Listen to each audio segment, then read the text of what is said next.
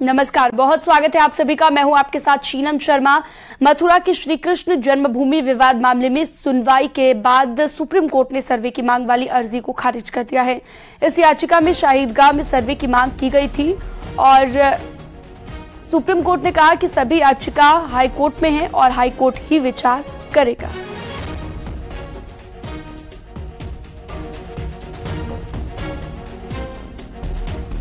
आज श्री कृष्ण जन्मभूमि के सभी भक्तों की जीत हुई है। श्री कृष्ण जन्मभूमि हमारी है, हमारी थी, हमारी रहेगी। हम देश के सर्वोच्च न्यायालय में अपनी हक की लेकर आए थे और हमें पूरा न्याय मिला है। अब हम माननीय हाई कोर्ट में अपनी पैरवी करेंगे और फुट तोड़ जो पैरवी किसी भी कीमत पे पीछे नहीं हटेंगे। हम ये समस्त हिंदू समाज के गौरव की बात है कि श्री कृष्ण जन्मभूमि का नंबर आ गया है। अयोध्या हुई हमारी, अब है मथुरा की बारी, अब है मथुरा की बारी।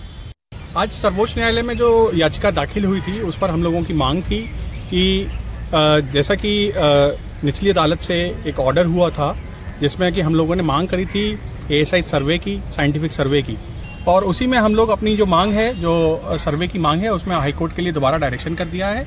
अब हम लोग हाई कोर्ट मूव करेंगे और हाई कोर्ट से ये ऑर्डर कराएंगे कि वहां ASI का सर्वे हो सके। मथुरा श्री कृष्ण जन्मभूमि विवाद मामले को लेकर सुप्रीम कोर्ट में सुनवाई होगी। सुप्रीम कोर्ट में याचिका दाखिल कर मथुरा के शाही ईदगाह में सर्वे की मांग की गई है।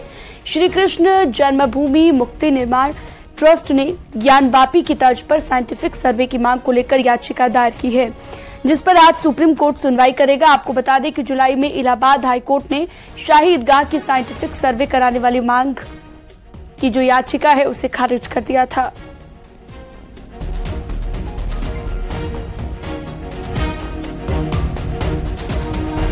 पहले सुप्रीम कोर्ट में पटाखों को लेकर एक बड़ा फैसला सामने आया है। सुप्रीम कोर्ट ने दिल्ली NCR में किसी भी तरीके के पटाखे जलाने पर रोक लगा रखी है। सुप्रीम कोर्ट ने 2018 के आदेश को बरकरार रखा है। सुप्रीम कोर्ट ने यह कहा है कि प्रदूषण के चलते ऐसा कोई भी आदेश जारी नहीं किया जा सकता है। हालांकि सुप्रीम कोर्ट ने यह भी कहा कि जिन राज्यों में तो बढ़ते प्रदूषण के चलते देश भर में पटाखों पर बैन की मांग को लेकर दायर याचिकाओं में सुप्रीम कोर्ट ने फैसला सुनाया और सुप्रीम कोर्ट ने कहा कि 2018 का फैसला बरकरार रहेगा, पटाखों पर बैन जारी रहेगा, ये भी कहा गया। और इसी को लेकर पूरी खबर हमने आपको बताई। आगे बढ़ते हैं, बात कानपुर की करते हैं। कानपुर के आनंदेश्वर मंदिर में बड़ा हादसा होने से टल गया। गर्भगृह के अंदर फॉल सीलिंग टूट गई। जिस समय फॉल सीलिंग टूटी, काफी लोग वहां पर मौजूद थे और पूजा उस वक्त कर रहे थे, लेकिन किसी को भी चोट नहीं आई है।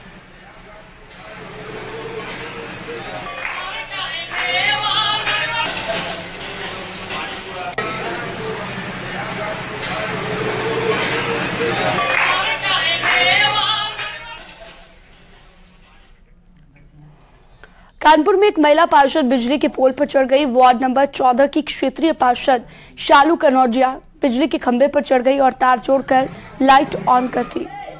बताया जाता है कि इस इलाके में रोड की लाइट खराब चल रही थी और इससे लोगों को रात में आने जाने में काफी दिक्कतें भी हो रही थी।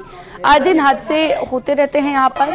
पार्षद ने कई बार संबंधित विभाग को इसकी शिकायत दी, लेकिन नगर निगम ने इस तरफ ध्यान नहीं दिया। इससे नाराज होकर महिला पार्षद सीढ़ी लगाकर खंभे पर चढ़ गई और बिजली सप्लाई चालू कर दी। मैंने अपनी जान मान का कोई खतरा नहीं सोचा, मुझे करंट लगे या कुछ लगे, लेकिन मैंने ये सोचा कि इस खंबे पे चढ़कर मैं लाइट सही करूंगी, क्योंकि हमारे रोड में जब लाइटें बंद रहती हैं तो बहुत सी दुर्घटनाएं हो जाती हैं।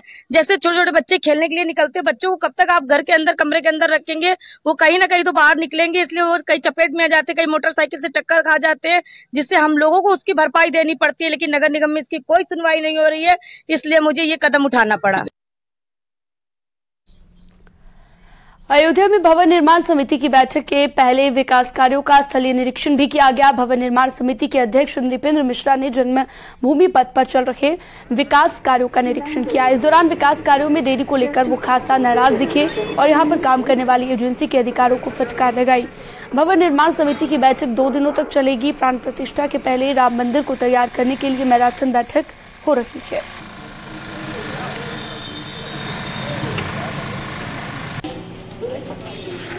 time of 2:16:30 p.m. and evening RC at 7:30 p.m. संभल के चंदौसी में गणेश चतुर्थी मेला चल रहा है और कुछ दुकानदार लोगों के स्वास्थ्य के साथ खिलवाड़ कर रहे हैं। मेले में दुकानदार एक्सपायर और सड़े फलों का जूस बेच रहे हैं। खाद्य सुरक्षा अधिकारी मौके पर पहुंचे तो खराब सामान को उन्होंने फिर पाया और चेतावनी दी। कई दुकानों से सैंपल भी लाए गए और अधिकारियों ने दुकानदारों को साफ सफाई रखने के भी निर्देश दिए।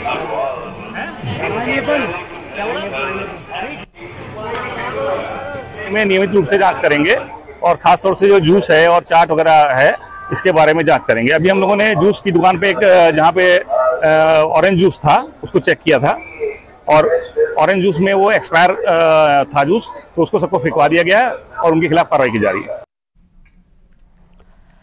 प्रयागराज में मारुति की यार्ड में भीषण आग लग गई। झूंसी इलाके के अंदवा की ये घटना है। इस घटना में 16 कारें जल गई और आग लगने की सूचना के बाद दमकल की टीम भी मौके पर पहुंची और आग पर काबू पाने की मशक्कत शुरू की गई। आग लगने की सूचना मिलते ही भीषण आग लगी है, शॉर्ट सर्किट सूचना दे दी गई थी। 1.5 घंटे की कड़ी मशक्कत के बाद दरअसल आग पर काबू पाया गया। 11,000 वोल्ट की बिजली लाइन का तार टूटकर गाड़ियों से आग लगी।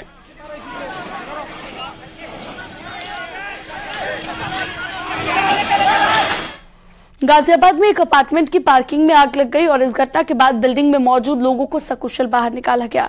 दमकल की गाड़ियों ने कड़ी मशक्कत के बाद आग पर काबू पाया। आग लगने से पार्किंग में खड़ी 4 कार और 8 बाइक जल गई। थाना अंकुर विहार क्षेत्र की ये घटना है।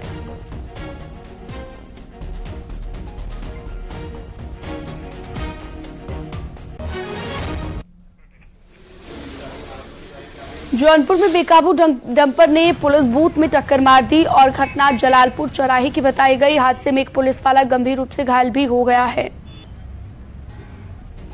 2 ने भागकर अपनी जान बचाई है। टक्कर इतनी जोरदार थी कि बूथ चकनाचूर हो गया।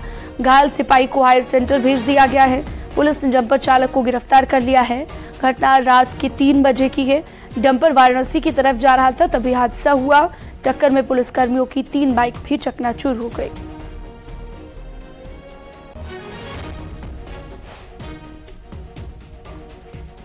ने जलालपुर चौराहे पर स्थित पुलिस बूथ को टक्कर मार दिया, जिसमें एक पुलिसकर्मी घायल हो गया, जिसे तत्काल उपचार हेतु हाई सेंटर रेफर किया गया है।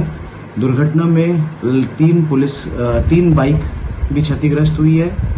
ट्रक के चालक को मौके पर गिरफ्तार करके आवश्यक विधिक कार्रवाई की जा रही है।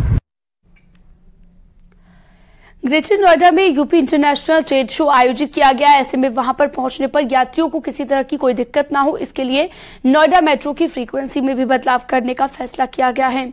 आज से 25 सितंबर तक नोएडा मेट्रो की फ्रीक्वेंसी बढ़ी रहेगी। सुबह 8 बजे से रात के 10 बजे तक हर 7.5 मिनट में मेट्रो मिलेगी।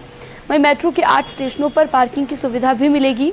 NMRC के MG लोकेश M ने कहा कि व्यापार मेला और मोटर जीपी में आने वाले दर्शकों की सुविधा को देखते हुए मेट्रो की फ्रीक्वेंसी बढ़ाई गई है।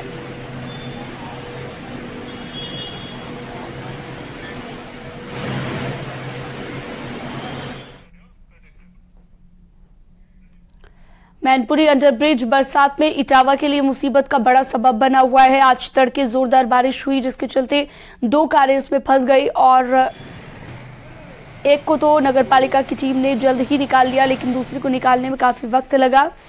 इनमें एक कार इटावा से आ रही थी, दूसरी कार नोएडा से भिंड मध्य प्रदेश जा रही थी। दरअसल भारी बारिश के चलते निचले इलाके में पानी भर गया। इतना ही नहीं, डॉक्टर भीमराव अंबेडकर राजकीय संयुक्त चिकित्सालय जिला अस्पताल परिसर में भी पानी भरा हुआ दिखाई दिया।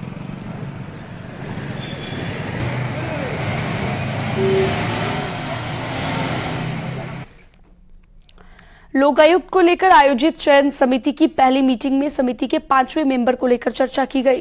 सीएम पुष्कर सिंह धामी की अध्यक्षता में सीएम आवास पर हुई इस मीटिंग में कहा गया कि नियमानुसार समिति का 5वां सदस्य जुडिशियरी से जुड़ा हुआ होना चाहिए, जो कि कानून का भी जानकार हो। अधिकारियों को निर्देश दिए गए कि जल्द ही ऐसे नामों का एक पैनल बनाया जाए। समिति की अगली मीटिंग में 4 नामों का पैनल बनाकर राज्यपाल को भेज दिया जाएगा। चयन समिति में एक सदस्य की नियुक्ति होनी है और वह सदस्य कानूनी जानकार विधिवत्ता होना चाहिए। इसके लिए निर्देशित किया गया है अधिकारियों को कि वो जल्द से जल्द विधिवत्ताओं की सूची उपलब्ध करा सकें।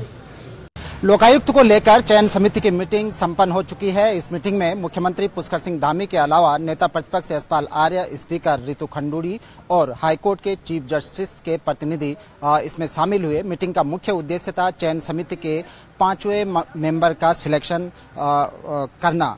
इस मीटिंग में यह तय हुआ कि जो 5वां मेंबर होगा वो जुडिशरी से जुड़ा हुआ या फिर कानून का जानकार होगा। अधिकारियों को निर्देश दे दिए गए हैं कि ऐसे लोगों की सूची बनाई जाए जो किसी दल विशेष से न हो, जुडिशरी के जानकार हों, कानून के जानकार हों।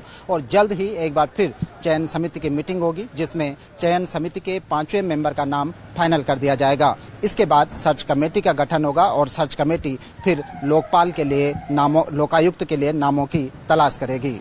कैमरा पर्सन राकेश रावत के साथ सुनील नौप्रभात, न्यूज 18 देहरादून। पौड़ी में पुलिस ने बीती रात लक्ष्मण झूला क्षेत्र के एक रिजॉर्ट में छापा मारा और अवैध कसीनो पर एक्शन लिया है। पुलिस को जानकारी मिली थी कि रिजॉर्ट में अवैध कसीनो चल रहा है और रिजॉर्ट के पिछले हिस्से में बने वेलनेस सेंटर के बेसमेंट में छापा मारने पर हॉल में 27 पुरुष और 4 गेम खिलवाने वाली महिलाएं मौजूद मिली। इसके साथ ही 5 अन्य महिलाएं भी यहां पर मिली जो कि अपने आप को डांसर बता रही हैं। पुलिस की टीम ने रिजॉर्ट से भारी मात्रा में कसीनो चिप्स, ताश की गड्डियां, कैश, मोबाइल भी बरामद कर लिया है।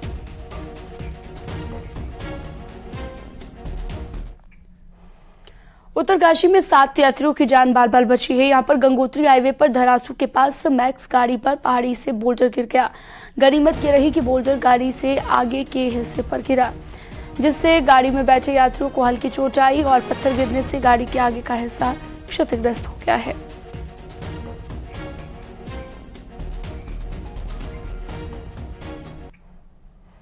चमोली में ग्वालदम नंदकेसरी सड़क खस्ता हाल है। सड़क पर बने बड़े बड़े गड्ढे और कीचड़ हादसों को दावत दे रहे हैं। वहीं बीते दिन इस सड़क पर राशन से भरा ट्रक पलट गया था, जिसके बाद बदहाल सड़क को लेकर गुस्साए ट्रक ड्राइवरों ने नाराजगी जताते हुए अपने ट्रकों को ग्वालदम नंदकेसरी सड़क पर रोक दिया है। ड्राइवर सड़क को जल्द से जल्द ठीक कराने की मांग कर रहे हैं।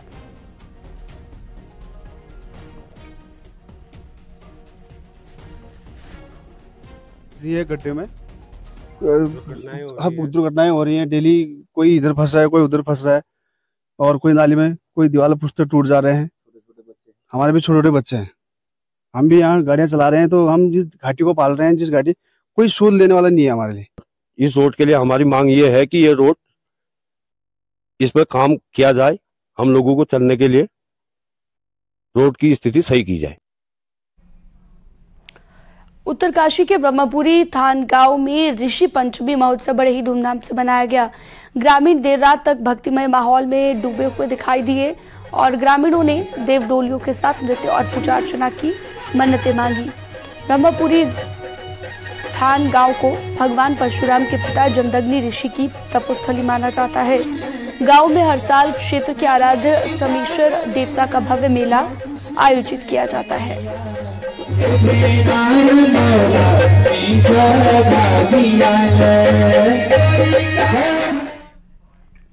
ऋषिकेश में गणेश उत्सव की धूम है। कई जगह पर भगवान गणेश के पंडाल बनाए गए हैं। ऋषिकेश गणेश उत्सव के रंग में रंगा हुआ दिखाई दिया।